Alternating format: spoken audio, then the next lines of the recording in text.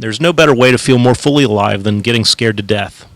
When the folks at Atlanta Motor Speedway recently brought in Jeff Gordon for a press conference to promote Sunday's Cobalt Tools 500, they also extended an invitation to step into Gordon's world.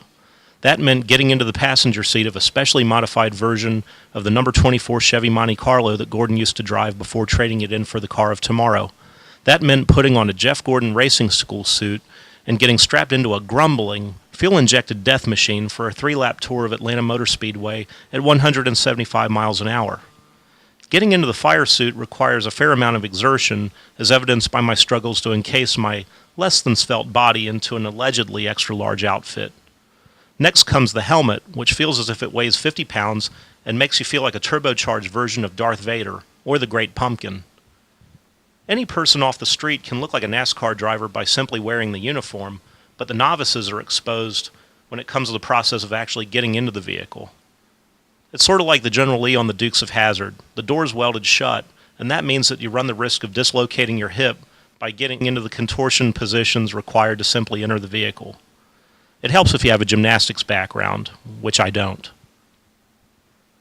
The helmet doesn't afford much range of vision once you're inside the vehicle, but that may be just as well. By the time your driver mashes the accelerator and sends you roaring out of the pit area at 80, you soon learn that this ride isn't going to afford much sightseeing.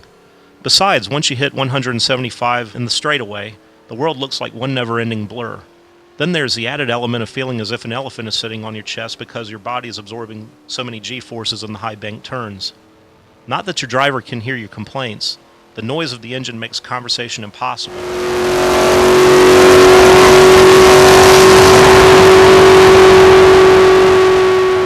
So just do what comes naturally. Scream.